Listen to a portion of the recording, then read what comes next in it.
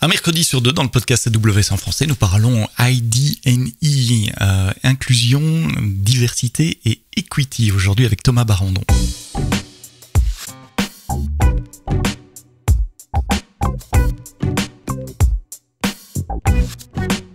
Bonjour, bienvenue dans le podcast AWS en français. Merci de vous abonner toutes les semaines dans les applications de podcast, Apple Music, j'allais dire Google, mais il n'y a plus Google, il faut que j'arrête de dire Google, Spotify, Deezer, Amazon Music évidemment, sur YouTube, et puis toutes les bonnes applications de podcast, comme j'ai l'habitude de dire. Vous le savez, une fois sur deux, le mercredi, on parle Women in Tech, on parle inclusion, diversité et equity, et avec des femmes inspirantes en général, qui nous font part de leur parcours, mais pas que, parfois des hommes également. C'était un choix que nous avons fait avec Nasma qui m'aide à préparer ce podcast, d'avoir de temps en temps des hommes pour avoir leur point de vue également. Il y avait eu Julien Grouès il y a quelques semaines, et voici Thomas Barandon. Thomas, tu es senior manager de l'entreprise support pour les entreprises en France et en Europe du Sud. Thomas, merci d'être là. C'est quoi le job du support entreprise chez AWS avant de rentrer sur ID&E? Salut Sébastien, merci pour l'invitation et merci de traiter ce sujet fort intéressant. Déjà, avant toute chose, Enterprise Support, le département dans lequel j'évolue aujourd'hui et que je gère pour l'Europe du Sud, c'est un département technique. On gère la relation technique entre les clients entreprises d'AWS et on va dire les équipes produits qui servent justement les services que ces entreprises utilisent. Et aujourd'hui, comme tout département technique, on a des challenges, ou en tout cas on avait, on continue à en avoir bien entendu, autour de la diversité de notre population. Et ça va être le sujet qu'on va aborder aujourd'hui. Donc en gros, quand un client entreprise qui a un contrat de support entreprise appelle le support, enfin ouvre un case de support, peut-être après une phase de triage, ça arrive dans ton équipe et c'est ton équipe qui travaille avec plutôt des grands clients en général. Ouais, pas exactement. On a un département qui s'appelle Premium Support qui s'occupe de justement gérer les cases. Les Technical Account Managers, les responsables techniques de compte qui sont dans mon département, gèrent vraiment la satisfaction du client d'un point de vue delivery technique. Donc, ils peuvent être, bien entendu, Escalation Managers sur des cas de support, mais ils vont plutôt être sur de la proactivité autour de l'excellence opérationnelle des clients d'AWS, donc sur divers sujets comme la sécurité, la résilience, l'optimisation des coûts. Et ils sont là pour vraiment être proactifs quant aux conseils qu'on va fournir aux grandes entreprises en France. Donc c'est chez toi qu'on retrouve les Technical Account Managers, les TAM? Tout à fait. Inclusion, Diversity and Equity, c'est un sujet qu'on traite beaucoup et proactivement également chez AWS, inclusion et diversité. Et puis en préparant ce podcast, il y avait ce troisième mot, equity, qui n'est pas equality, donc l'équité, qui n'est pas l'égalité. C'est quoi la différence pour toi? Ouais, très bonne question. Déjà, on va partir du cas de l'égalité. C'est la base que tout le monde connaît généralement. L'égalité, c'est qu'on va fournir les mêmes ressources, le même niveau de support à l'ensemble finalement des employés, dans mon cas à l'ensemble des TAM, quel que soit leur cursus, leur parcours, leur background, leur genre, etc. Donc ça, c'est l'égalité. C'est pas ce qu'on fait chez Amazon et chez AWS. Nous, on fait de l'equity, c'est-à-dire qu'on va adapter en fonction du profil de la personne, du background de la personne. Et typiquement, on va proposer d'autres opportunités ou appuyer un certain niveau d'accompagnement en fonction des besoins individuels. Donc, on individualise le support à l'employé. Et t'es pas en train de dire on fait plus de support aux femmes qu'aux hommes, etc. C'est vraiment au cas par cas, en fonction des besoins de l'employé, qu'il soit homme, femme ou non-binaire ou autre.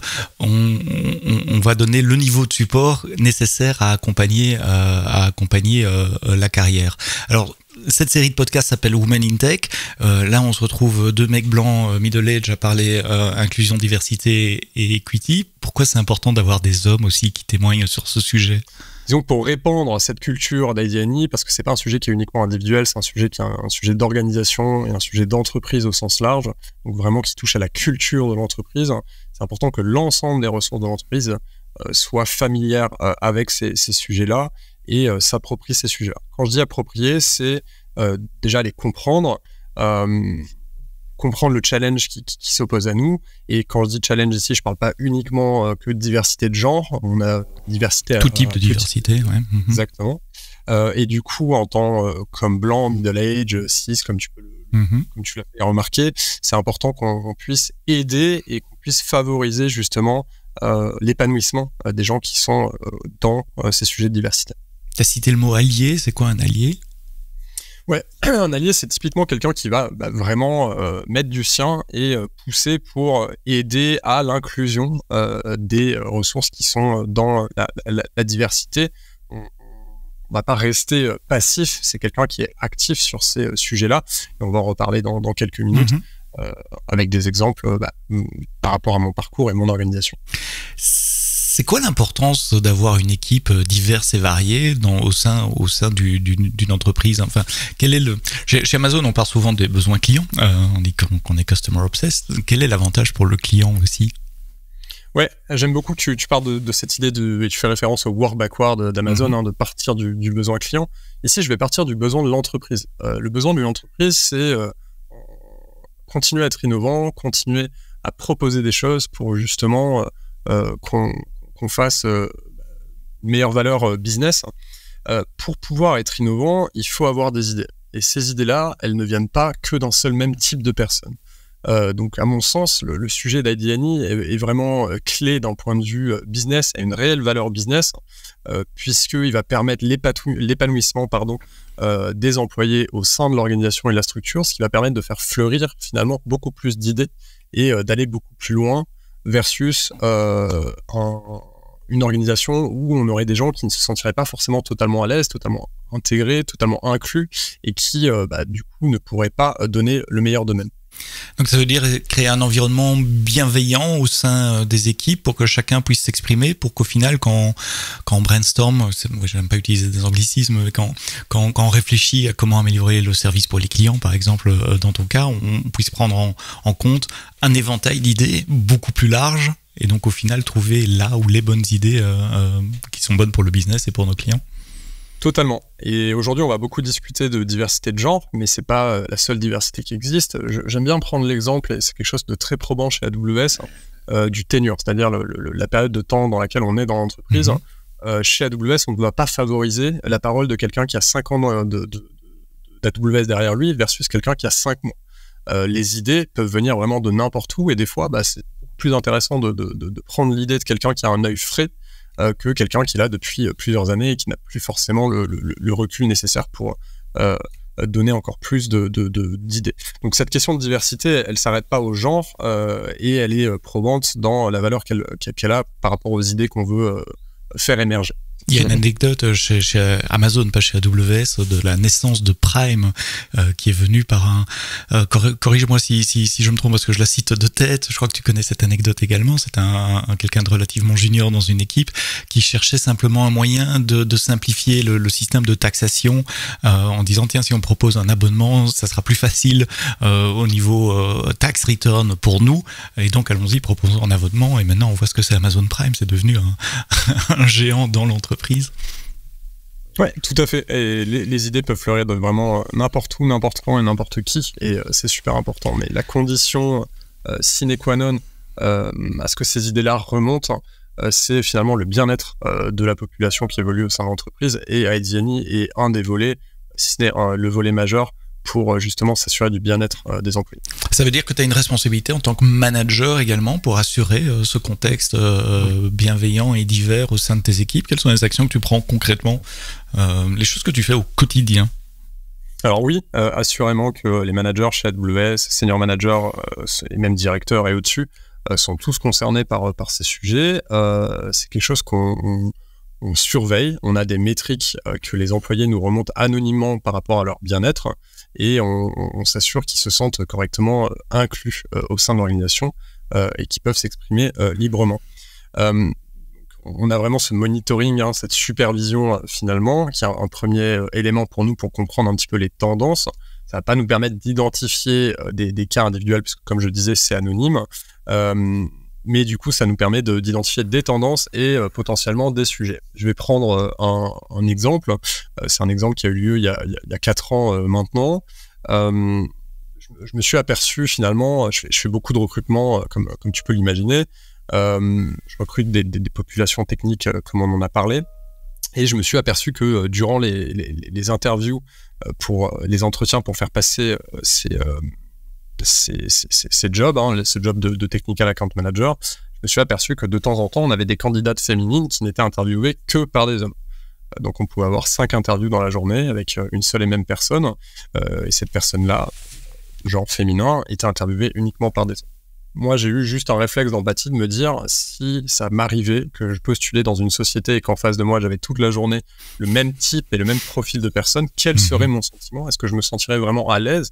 Est-ce que je me demanderais pas si c'est finalement la bonne entreprise pour moi ou pas? Donc, partant de ce constat-là, et en prenant aussi les feedbacks de certains de mes reports, je me suis aperçu que c'était un vrai sujet et qu'on devrait vraiment déjà montrer l'exemple et diversifier dès les phases d'entretien, donc avant même que l'employé arrive dans l'entreprise. Et donc j'ai, dans les, on va dire, 3 mois qui ont suivi ces notes-là, on va dire, pris la décision d'imposer une diversité dans notre panel d'intervieweurs. Alors, c'est venu avec certains challenges, parce que les interviews, c'est une certaine logistique, ça demande du temps, du monde, etc. Ça a eu un impact, puisque ça a ralenti pendant quelques semaines, voire quelques mois, notre capacité à programmer des interviews, mais ça a eu aussi un impact très positif, puisque on a eu du coup une remontée par rapport aux métriques qu'on a sur les questionnaires qu'on envoie aux candidats.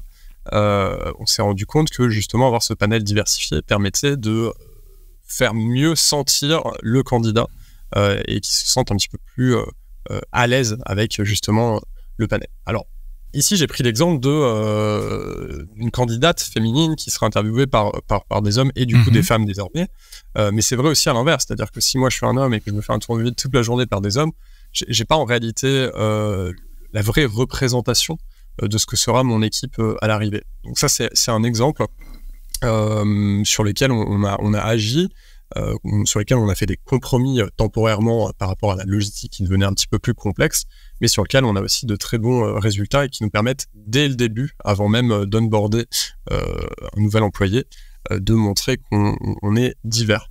Et donc tu as dû identifier, promouvoir, un peu pousser peut-être certaines femmes dans ton équipe pour devenir intervieweur et passer plus de temps, parce que ça, comme tu le dis, ça prend du temps des interviews chez Amazon, c'est au moins 1 heure avec chaque candidat par intervieweur. À cette époque-là, tu n'avais peut-être pas une diversité énorme dans tes équipes non plus.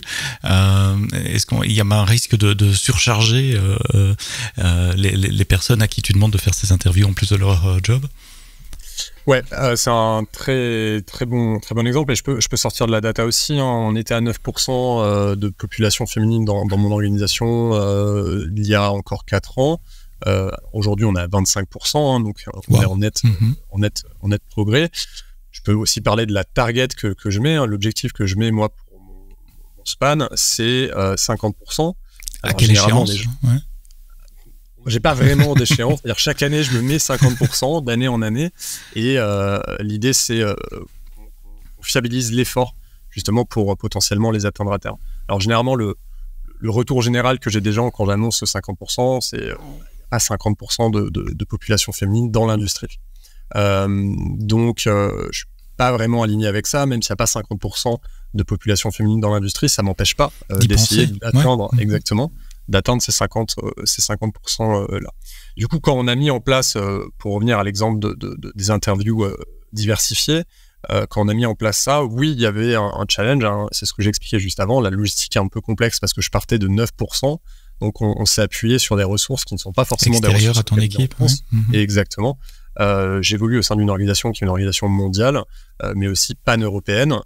Et du coup, on s'est reposé sur les ressources européennes. Venir de 9 à 25%, je peux donner un autre point de données également, c'est dans les événements que nous organisons, comme le Summit AWS, où là, on a un objectif d'avoir 33% des speakers issus de communautés sous-représentées, comme on dit dans la tech, donc issus de la diversité, et pour démontrer ces valeurs de diversité, d'inclusion et d'equity également. Tiens, tu disais que tu faisais partie d'une équipe transeuropéenne et globale. Est-ce que tu vois, en tant que manager, des différences culturelles aussi d'un pays à l'autre? Est-ce qu'en France, c'est différent en Italie ou en Espagne? Est-ce qu'il y a des différences culturelles? Oui, il y a toujours des différences culturelles, mais ce qui est important, c'est s'aligner sur l'objectif et l'intention qu'on se donne, et que cette intention-là ne soit pas qu'une intention papier, et qu'elle se traduise par des actes là-dessus. Donc, nécessairement, il y a quelques différences culturelles, mais au sein d'AWS, tout le monde s'aligne sur ce sujet-là. Tu as d'autres exemples en tant que manager dans les actions concrètes que toi tu prends pour augmenter l'inclusion, la diversité, l'equity dans tes équipes? Ouais. Déjà, dans IDNI, il y a le mot equity. Donc, on essaie de personnifier l'accompagnement qu'on fait pour chaque employé. Et ça, c'est vrai pour les femmes au sein d'AWS, mais aussi pour les hommes en termes de développement de carrière, etc. Néanmoins, on a certains programmes sur lesquels c'est à destination particulièrement des femmes. Typiquement, tous les programmes Women in Tech au sein d'AWS, qui sont d'ailleurs mondiaux. C'est pas que au sein d'IMIA qu'on les réalise. On fait aussi en sorte que les employés et eux soient tout le temps accompagnés par un mentor qui va les aider justement à évoluer au sein de l'entreprise et à mieux entrevoir le futur de leur carrière. Enlever aussi certains doutes, c'est quelque chose qu'on a régulièrement au sein d'AWS, hommes et femmes, le syndrome de l'imposteur. Et justement, ces mentors-là sont là aussi pour justement cadrer ces sujets-là et que la question d'être une minorité ne soit pas un sujet pour justement alimenter ce syndrome de l'imposteur-là. Donc on essaie de mettre en place des programmes, de l'accompagnement, personnifier cet accompagnement-là du mieux qu'on peut, et puis toujours prendre le retour de ces populations-là. Pour prendre ce retour, on organise aussi des événements, des événements vraiment Women in Tech, type off-site, où on va regrouper ces populations et les faire discuter ensemble, finalement qu'elles se renforcent entre elles et qu'on arrive aussi à montrer un petit peu l'impact qu'elles ont au sein de l'entreprise. Il y a d'autres programmes AWS qui favorisent l'inclusion, la diversité. Donc Women in Tech en est un. Il y a le programme des futurs ingénieurs également, où on va dans les écoles pour initier au métier du numérique et au métier de la technologie. Je ne sais pas si tu as été impliqué dans ces programmes-là. Ouais, j'ai certains de mes employés qui sont justement dans AFE, Amazon Future Engineer. Je pense que c'est un super programme et je pense que c'est ce qu'il faut faire aujourd'hui. On parlait tout à l'heure de l'état du marché de l'emploi en France sur la question de la diversité. Le fait qu'on n'ait pas typiquement une égalité de genre au sein de l'industrie des profils techniques, ça démarre aussi à partir de l'école et très tôt. Et donc ça me semble super important et je suis très content qu'Amazon fasse justement ce type de programme-là pour les sensibiliser, démystifier et potentiellement ouvrir la voie à certaines candidates et certains candidats aussi qui avaient des doutes quant à leur capacité à suivre ce profil de carrière. En tant qu'employeur, Amazon, c'est 1 500 000 personnes à peu près dans le monde. Je parle tout Amazon, évidemment, pas que AWS. On a une responsabilité morale également. Absolument. Morale, sociétale, et je pense qu'on doit aussi donner l'exemple. On a la chance d'être, comme tu le disais, une entreprise mondiale et avec énormément d'employés. Et donc, c'est aussi important, sachant qu'on collabore tous les jours, qui plus est au sein d'AWS, qui est une entité très B2B. On collabore tous les jours avec des entreprises. C'est important qu'on montre l'exemple et qu'on donne aussi les clés de certains de nos succès, même si tout n'est pas parfait, qu'on donne les clés de certains de nos succès aux entreprises qui collaborent avec nous. Est-ce que c'est un feedback que tu as déjà reçu de clients qui disent tiens, il y a plus de femmes chez AWS que chez mes autres fournisseurs, qui nous demandent comment on fait, qui demandent de l'info sur ce dont on est en train de discuter, des programmes. Je sais qu'on fait ça dans d'autres domaines technologiques. On a des programmes Learning from Amazon où on apprend comment Amazon a viré ses bases de données Oracle, par exemple, ou a mis en place du machine learning à tous les étages depuis plus de 20 ans. Est-ce qu'à ta connaissance, il y a déjà ce genre de discussion qui commence avec certains clients sur ces sujets d'inclusion-diversité? Alors, pas directement sur le sujet typiquement d'équité, de diversité et d'inclusion. Néanmoins, on en parle à travers la culture. Les entreprises sont très intéressées par la culture d'Amazon, les 16 leadership principles qu'on a, comment on les applique, quelle est finalement notre méthodologie de raisonnement.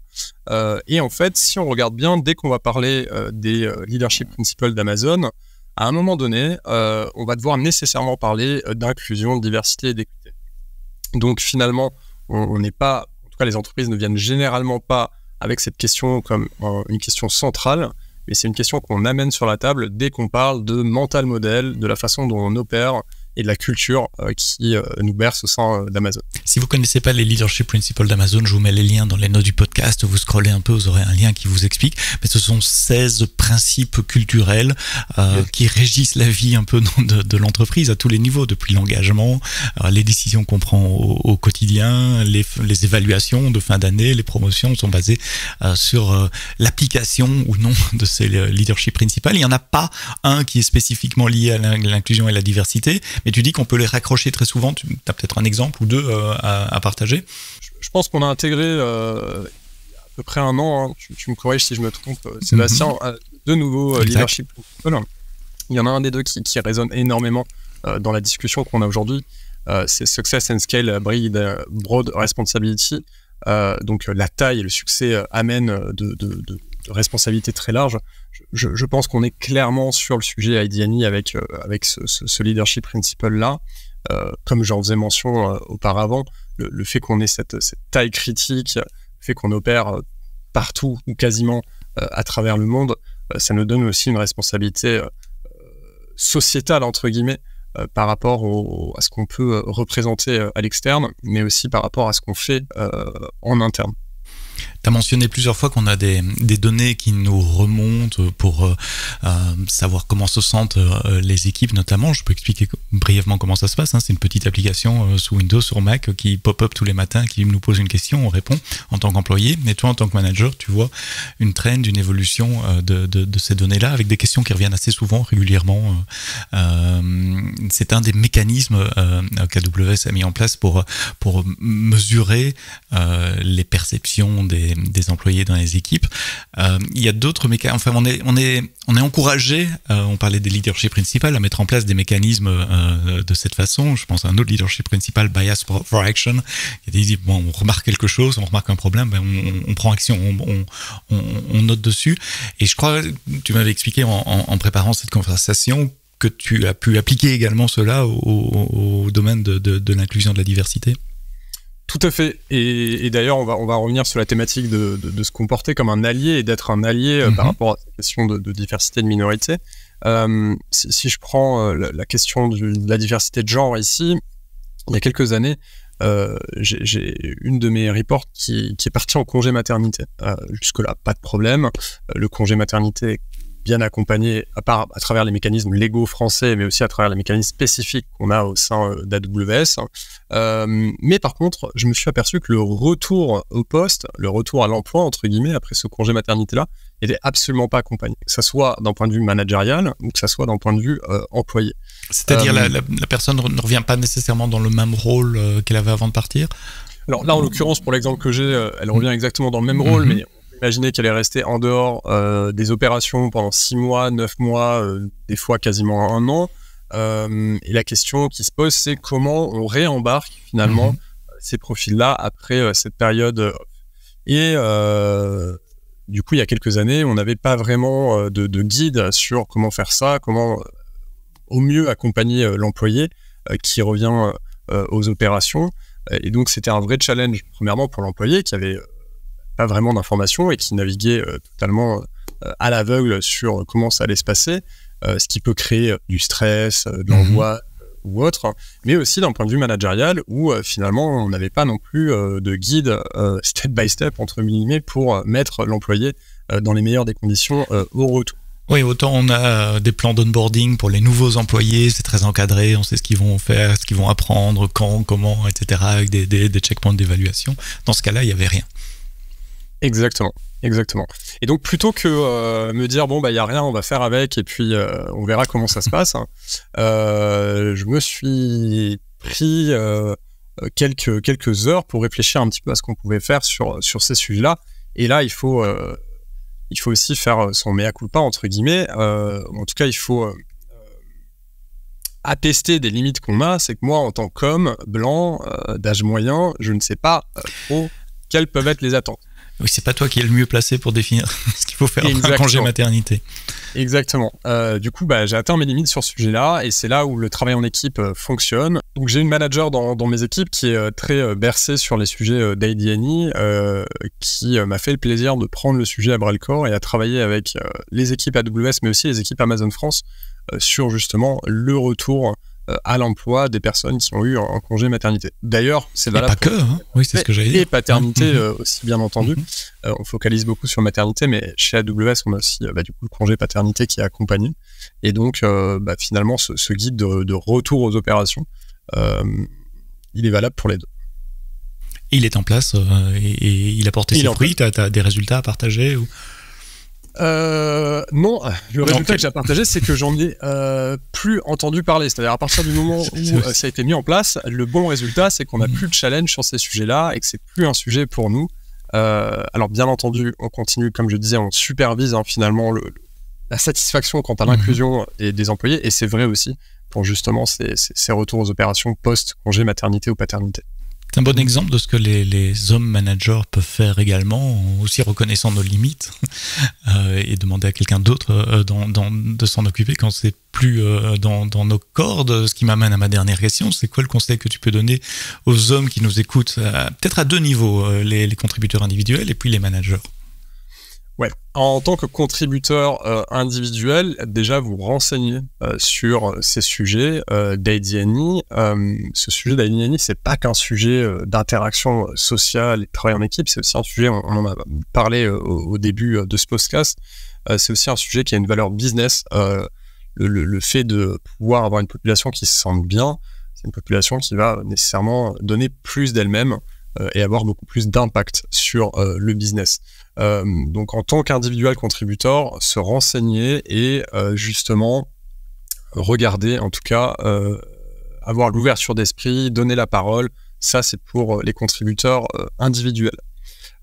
Concernant les populations managériales, je pense que tout repose sur le leadership principle que tu as cité un petit peu auparavant, qui est bias for action. Les constats, on peut en faire tout le temps, tous les jours.